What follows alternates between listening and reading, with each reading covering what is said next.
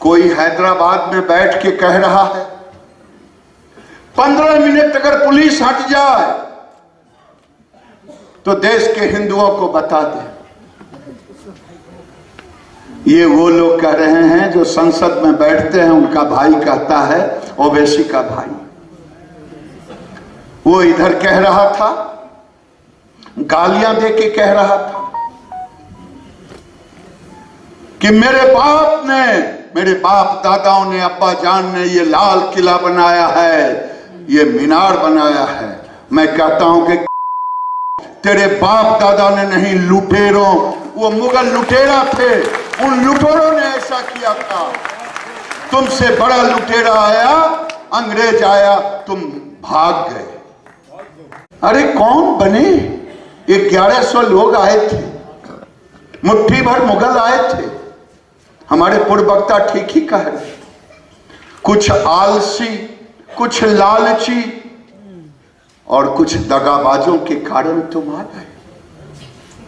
हमारे सोमनाथ लुटते रहे, हम देखते रहे,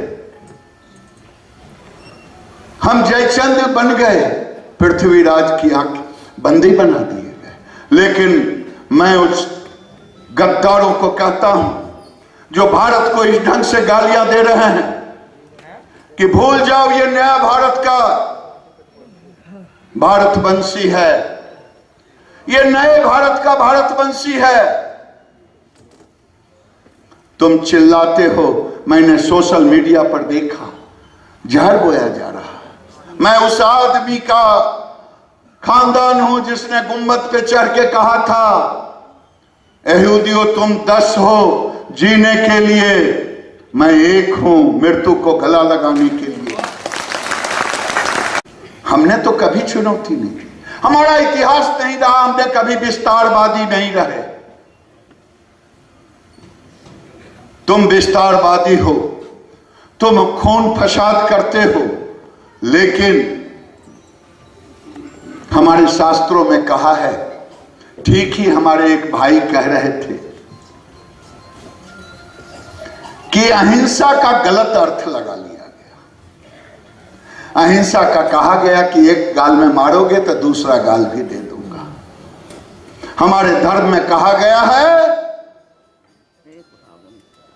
अहिंसा तो मन में भी होता है, सोच में भी अहिंसा होती, व्यवहार में भी अहिंसा होती।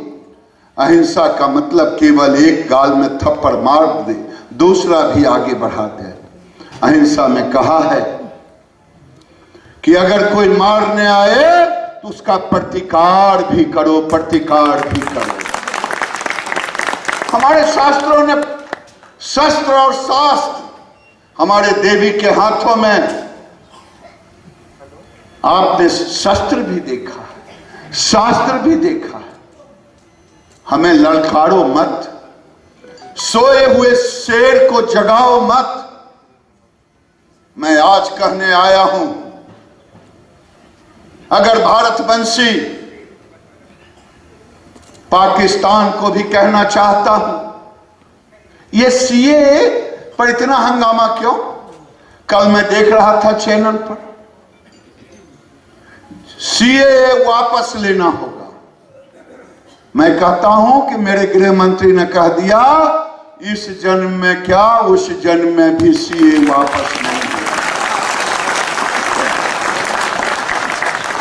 क्यों? मुसलमान को क्यों वंचित किया? अरे भाई, वहां मुस्लिम धर्म से प्रताड़ित वहां का मुसलमान होगा,